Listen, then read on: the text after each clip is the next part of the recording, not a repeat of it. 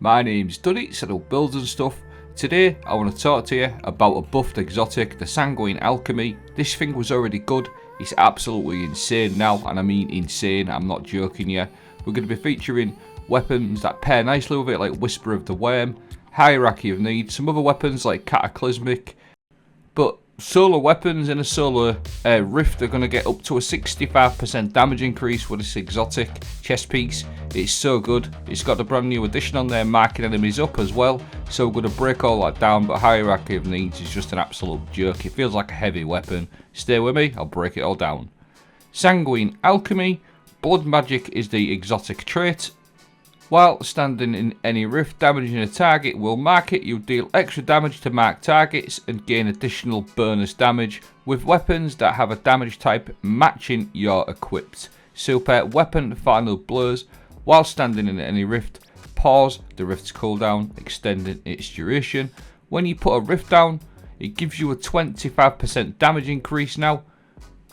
That is absolutely nuts. So I've got some numbers to show you. 2765, and it also gives you an extra 10% when they're marked up as well. So 2765 was a standard shot with a solar pulse rifle.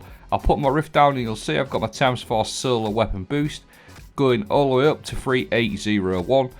You will notice I said 37%, it's 25% from standing in a rift, and you get an extra 10% from the markup feature that was brought in this season. And last season it only used to be 17%, but 25% just by standing in a rift plus an extra 10% is just absolutely broken. Now, this stacks in an empowering rift as well. 20% extra damage on top of everything else you've already seen. So you're going to see an additional 20%. You'll notice I've got my ×4 solar weapon boost and I'm in an empowering rift. 4561, 3801 to 4561 is an additional 20%.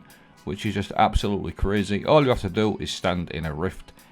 So the very first shot, like you saw, was 2765 ×4 weapon boost empowering rift. You're going to see a total increase of 65%, which is just absolutely wonderful. And like I said, I'm only using the pulse rifle, but just think of weapons like Whisper of the Worm. Obviously I'm on solar, so I'm trying to match my solar element to get the ×4 weapon boost. Whispered breathing on top of that. Whisper of the Worm with the additional 65% damage increase is just absolutely, it's just great, magnificent. The other thing I want to show you as well, I've got another clip in a minute. This actually stacks inside of a well. Everything you've seen, you're also going to be able to get an extra 25% with radiance while you're in a well, which is just ridiculous. But Whisper with everything else that you've seen going on.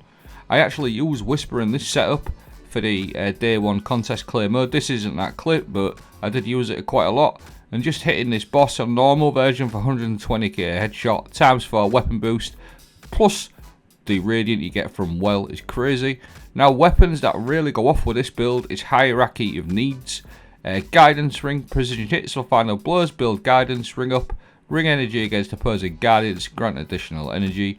It's also got the perk on there, Apollonic Tangent. Arrows fired through the guidance ring release seeking projectile, and they're doing more damage based on the distance travel, so the further you stand back the more damage they do. So basically with the Hierarchy of Needs you just go around. For a precision hit you get 1 stack of your guidance ring, for a precision kill you get ×2 guidance ring. Once you've built that up, get your rift down, your sanguine, get your damage boost, put your ring up and just literally go ham, and this bow goes absolutely crazy. And don't forget, jump through the ring when you've finished. Just a little thing, it improves your RNG for exotic drops. Only joking. But you can see in this clip here, the hardest level Nightfall Proving Grounds, and it absolutely fucking shreds things. Honestly, it really goes ham. It's just disgusting. You've got a lot of damage boost going on. ×4 weapon boost if you're in a healing, up to 65% if you're in empowering rift. And you'll see in this clip you're getting everything you've seen, but you're going to be stood inside of a well, so you're going to get the 25% radiance as well on top of that. And once you've got all this going on, it's just a joke. Don't forget, this looks good already, but it's a primary ammo weapon. Hierarchy of Needs, don't forget. The other thing to mention is Ember of Combustion. While you stood inside of a well, final blows will make targets ignite with a solar weapon. It's just absolutely crazy. This has been a thing for a while. But stick a solar machine gun on there as well, something like that. Or even like a rocket launcher. Something like Speleologist would be really good with Incandescent. And with really good exotic weapons like Hierarchy and things like that, you can actually extend that blood magic infinitely. You'll see there, that's the exotic trait from the Sanguine Alchemy. It extends your rifts. So more often than not, you're getting your rift back by the time that one runs out anyway. And you can overlap rifts, you can overlap rings. It's just really good. And the other thing I want to mention about Hierarchy of Needs as well is if 2 or 3 people are running the same thing, you can shoot through others' rings. If you got a couple of these going on, it's just an absolute chaos mode. It is so good. I'm just going to show you my fragments and aspects now. Helion is just really good to use because we're putting our rift down all the time.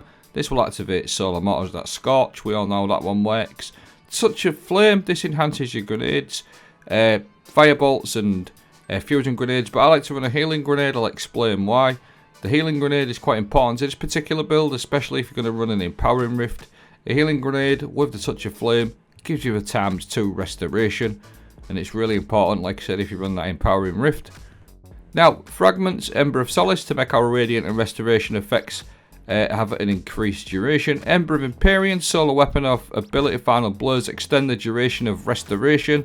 We're going to show you that working in a minute with this setup. It's just a really nice touch to this build.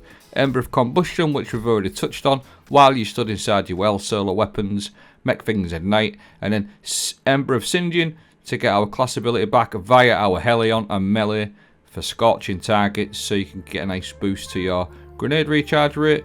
So throw your grenade down, you'll see I've got restoration ×2. Get your Hierarchy or another solar weapon out. Just keep stacking your restoration up to about 15 seconds. And in the background again, you've got that solar weapon boost going on. ×4, 25%. Or up to 65 if you're running the empowering rift with everything going on. And you can just infinitely loop your rift, with the blood magic. You can infinitely loop your restoration. And it's just an absolute disgrace. Honestly, you can just loop everything.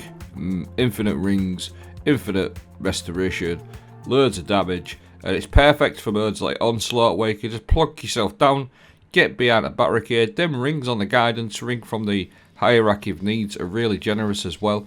You can literally just get right in the corner and it will do them seeking projectiles as well. So it's really sort of good for that as well. So you can sort of hide around the corner if you need to in certain situations. And you've got that well as a backup as well. So all around it's just absolutely nuts.